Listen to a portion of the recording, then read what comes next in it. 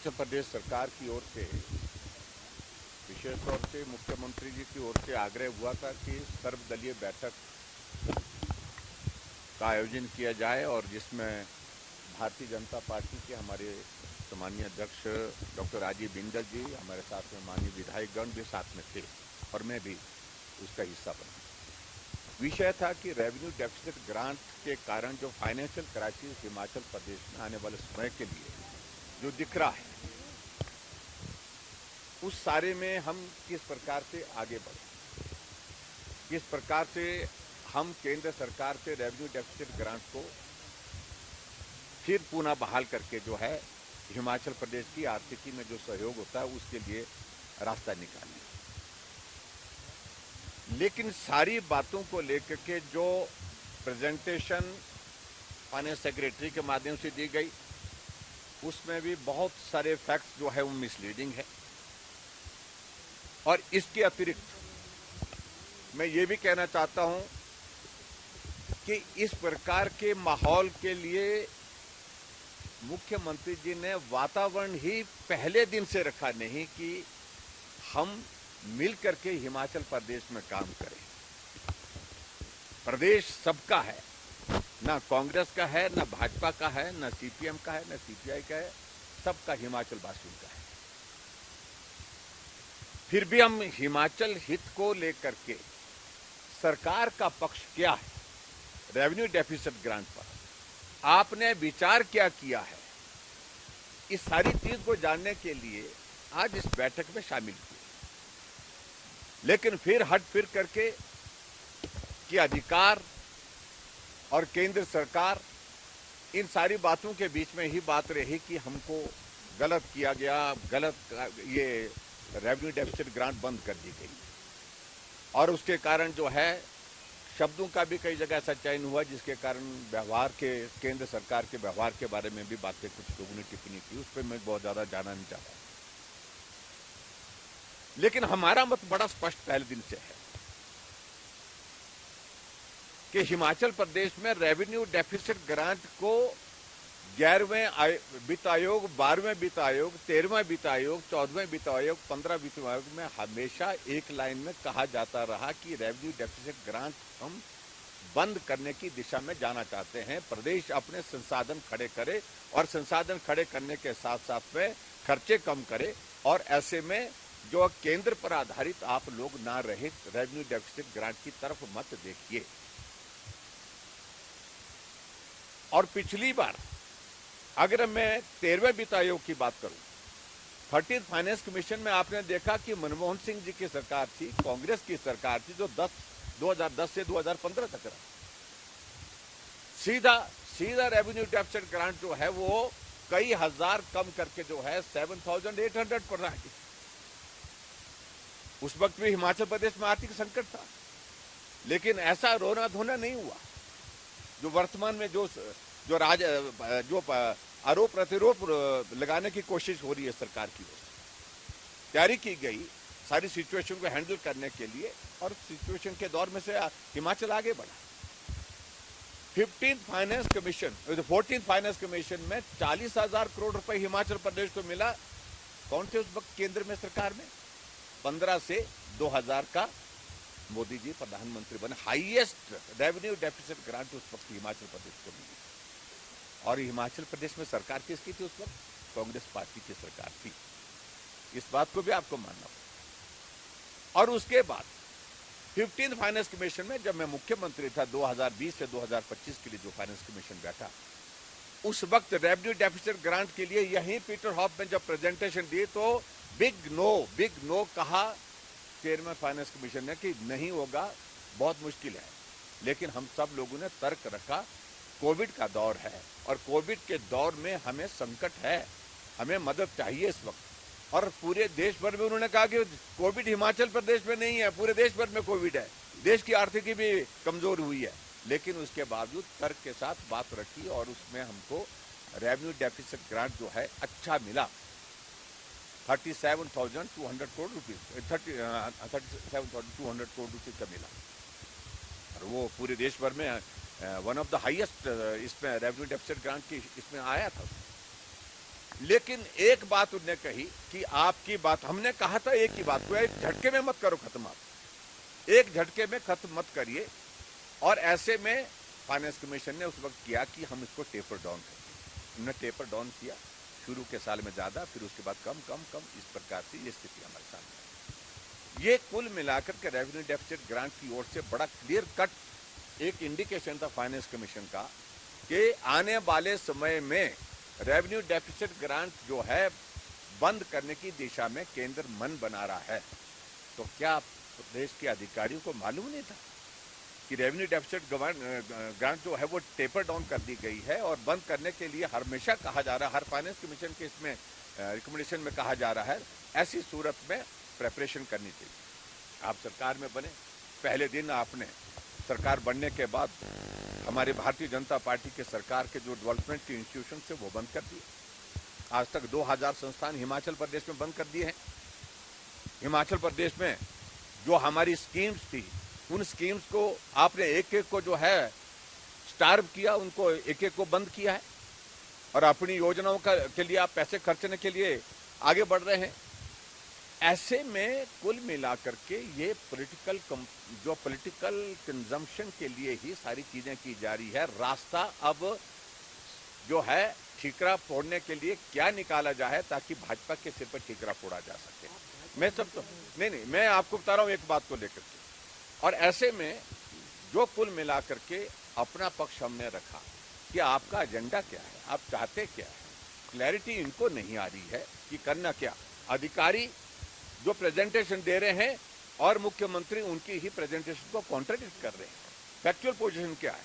आपके प्लानिंग की बैठक में भी के बाद जो एक बैठक रखी थी जिसमें विधायक बुलाए थे, कुछ पॉलिटिकल कुछ ये और भी बुलाए थे, कुछ शायद मुझे जर्नलिस्ट बुलाए थे शायद 8 तारीख को। हाँ, तो उस दिन भी यही हुआ। जो प्रेजेंटेशन अधिकारी ने दिए, फाइनेंस सेक्रेटरी ने दिए, उसको कॉन्ट्रडिक्ट मुख्यमंत्री जी करते हैं। बाद में कहते हैं कि नहीं देखिए वो तो उन्होंने कहा, लेकिन हम तो पॉलिटिकल डिसीजन आखिरकार जो है वो मुख्यमंत्री करता है, फाइनेंस मिनिस्टर करता है, गवर्नमेंट करती है। और कल भी कैबिनेट की बैठक में प्रेजेंटेशन होने के बाद फिर बाद में जब पूछा गया तो फिर यही कहा मंत्री महोदय जी ने, जो पार्लियामेंट्री अफेयर मिनिस्टर, उन्होंने कहा कि नहीं, अधिकारी पक्ष रखते हैं, अपनी बात रखते हैं, लेकिन फैसला सरकार लेती है। आप फैसला करें, आप तय करो क्या करना है। लेकिन ऐसी बातों को लेकर के सिर्फ और सिर्फ जो चीजें की जा रही है पॉलिटिकल कंजम्पशन के लिए की जा रही है। ठीकरा भाजपा के सिर पर किस प्रकार से फोड़ा जाए, इसलिए हमने आज जो है अपनी बात रखी और हमारी पार्टी की ओर से पार्टी अध्यक्ष जी ने रखी। पिछली बार इनका ऐतराज था कि जयराम ठाकुर नहीं आए, लीडर ऑफ ऑपोजिशन नहीं आए। आज हम गए, बात सुनी, सबकी बात सुनी, और सबकी बात सुनने के बाद जब राजनीतिक एजेंडा है, पॉलिटिकल ही मूव देना है आपने, तो ऐसी सूरत में हमको उचित नहीं लगा कि हम अंदर बैठक में बैठे। हम बैठक से आकर के कराने के लिए आदेश सुप्रीम कोर्ट ने दिए हैं, ऐसी खबर मिली है, हमको जानकारी मिली है। देखिए, मैं कुल मिलाकर के करता हूँ, रेवेन्यू डेफिसिट ग्रांट सिर्फ एक राज्य को मिली होती तो हम कुछ और रूप अख्तियार करते सामने, उस तरह की बात।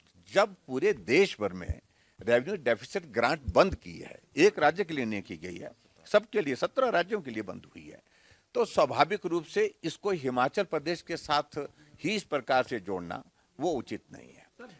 अब भेदभाव की बात, पीएम मोदी ने घोषणा की थी 1500 करोड़ की। नहीं, देखिए वो सारी चीजों को लेकर के वो चीजें आने वाले समय में किस प्रकार से आएंगी वो सारी चीज को देखेंगे। लेकिन कुल मिलाकर के ये बार बार डे वन से केंद्र सरकार को गाली देना, मोदी को गाली देना, भाजपा की पूर्व सरकार को गाली देना, मुझे गाली देना, यही हम पिछले 3.5 साल 3.25 साल से सुन रहे हैं।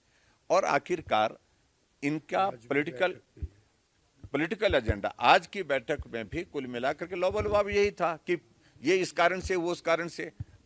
हिमाचल प्रदेश की अगर आर्थिकी अगर पटरी से उतरी है 95 के बाद लगातार लोनिंग, और उसके बाद 2005 तक तो है उसको संभाला जा सकता, तो उसके बाद स्थिति आपके सामने, मुझे लगता है उसको ज्यादा कुछ कहने की आवश्यकता नहीं। और हमने एक बात कही है कि जो अंदर जो पॉलिटिकल पार्टीज आई है उनका रिप्रेजेंटेटिव विधानसभा के अंदर कोई नहीं है, लेकिन भारतीय जनता पार्टी के हम 28 विधायक हिमाचल प्रदेश की विधानसभा के अंदर अपना पक्ष रखेंगे। सर एक सवाल जी। आपके समय में कोविड आपने कहा कि एक बड़ी वजह थी जिसकी वजह से आपके कर्ज रखे जाने के बाद आपको उसका लाभ जी। मिला। आपको नहीं लगता कि हिमाचल में जो प्राकृतिक आपदा थी वो भी इसी तरह का एक संकट था और उसको लेकर केंद्र सरकार का सहयोग मिलना चाहिए था? वही मैं इस बात को कह रहा हूं कि प्रदेश सरकार को राजनीतिक बयानबाजी से ज्यादा तर्क के साथ, लॉजिक के साथ अपना प्रेजेंटेशन, अपना केस जो है केंद्र सरकार के समक्ष फाइनेंस कमीशन के सामने प्रस्तुत करना चाहिए था। लेकिन लगातार पॉलिटिकल स्टेटमेंट, और मेरी जानकारी के मुताबिक जब फाइनेंस कमीशन भी यहां पर आया उस वक्त भी केंद्र सरकार के बारे में बहुत गंभीर टिप्पणियां फाइनेंस कमीशन के सामने, जो एक ऑटोनोमस इंस्टीट्यूट है, कॉन्स्टिट्यूशनल बॉडी है, उनके सामने भी जो है इस प्रकार से कि केंद्र ये कर रहा है, केंद्र वो कर रहा है। तो मैं समझता हूं कि वो एक हेल्दी परंपरा नहीं थी। अपना पक्ष टेक्निकल तरीके से प्रभावी ढंग से रखते तो मुझे लगता है कि परिणाम कुछ और होते। Thank you. Bharatiya Janata party सदैव प्रदेश के हित में खड़ी है, खड़ी थी और खड़ी रहेगी। और भारतीय जनता पार्टी का जो ट्रैक रिकॉर्ड है वो हिमाचल के हित के साथ निरंतर जुड़ा हुआ है। और आज हम उसी हित की दृष्टि से माननीय जयराम ठाकुर जी, पार्टी के अध्यक्ष और पार्टी के वरिष्ठ लोग बैठक में गए, पर कांग्रेस की ओर से, सरकार की ओर से और केवल एक ही काम था, भारतीय जनता पार्टी को कॉर्नर करना। 3.25 साल में 2 लाख करोड़ रुपए से ज्यादा की केंद्र की सहायता, 2,12,000 करोड़ की केंद्र की सहायता वो प्रदेश को विभिन्न मदों में मिली है। लगभग 45,000 करोड़ के तो नेशनल हाईवेज का काम चला है। सर्वाधिक धनराशि प्रधानमंत्री ग्राम सड़क योजना में मिली। और जो कांग्रेस की वर्तमान सरकार है उसको रेवेन्यू डेफिसिट ग्रांट के रूप में भी 27,000 करोड़ रुपया प्राप्त हुआ।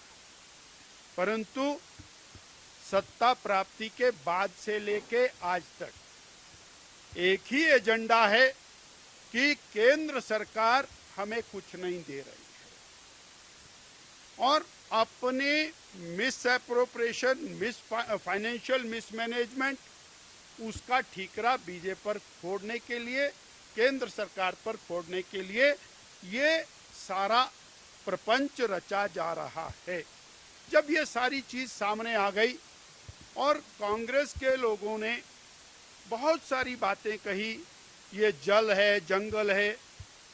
अरे 70 साल आप लोगों ने, 60 साल राज किया और वो जल जंगल, केंद्र की मोदी सरकार निरंतर हिमाचल को हर प्रकार से सहायता, मदद कर रही है। परंतु उसके बावजूद केवल और केवल बीजेपी को कॉर्नर करना ये सर्वथा अनुचित है और केवल एक ही एजेंडा दोषारोपण, केंद्र पर अपनी सारी नाकामयाबियों का ठीकरा, अपनी फाइनेंशियल मिसएप्रोप्रिएशन का ठीकरा, जैसा जयराम जी ने कहा, वो बीजेपी पर फोड़ने की बात है। इसलिए हमने और बेहतर समझा कि इस प्रकार की स्थिति में जहां योजनाबद्ध तरीके से ये सब हो रहा है तो हम उस मीटिंग से बाहर।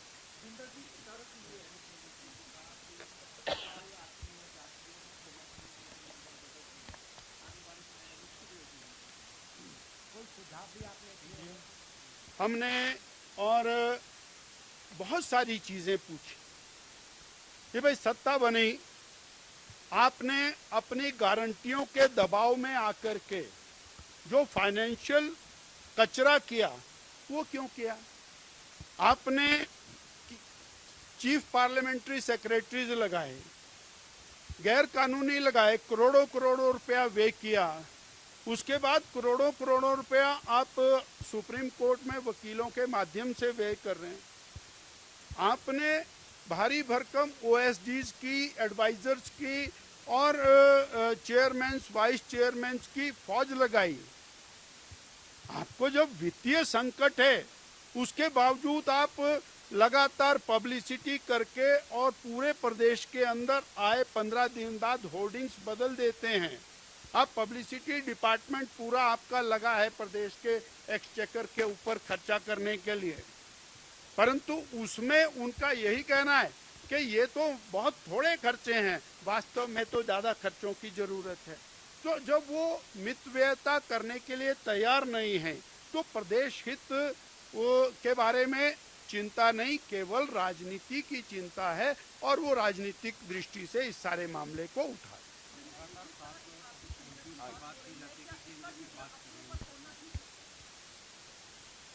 नहीं, अफसरों की बात नहीं हो रही।